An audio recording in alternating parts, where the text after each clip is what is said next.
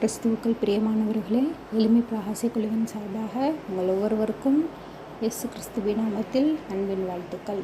இன்றைய தினத்திலும் தேவன் சிலுவையில் கூறின 7 வார்த்தைகளை பற்றி தியானித்து கொண்டிருக்கிறோம். அதில் 5வது வார்த்தை, தாகமாக இருக்கிறேன் என்று சொல்லி தேவன் கூறுகிறார்.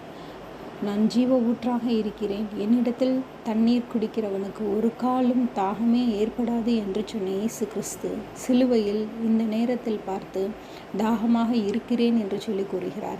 அப்படி தாகமாக இருக்கிறேன் என்பவரிடற்கு கற்சாடிகளில் கசப்பு கலந்த நீரை கொடுத்தார்கள் என்று சொல்லி நம் வேத வசனத்தில் வாசிக்கிறோம். ஆம் பிரியமானவர்களே, தேவன் தன்னுடைய சரீர பிரகாரமாக இருக்கும் தாகத்தை அன்றைய நாளில் வெளிப்படுத்தினார். ஆனால் இன்றைய நாளில் அவர் உயிர்த்தெழுந்த இயேசு கிறிஸ்துவாக நம்மிடத்தில் தாகமாக இருக்கிறேன் என்று சொல்லி கூறுகிறார். எதனால் தாகமாக இருக்கிறாராம்?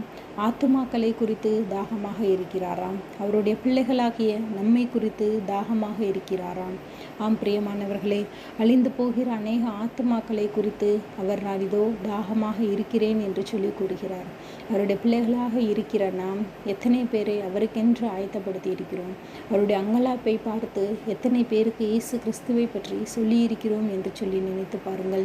இன்றைய தினத்தில் அவருக்கு கசப்பு நீரை கொடுக்கும் பிள்ளைகளாக இருக்கிறோமா?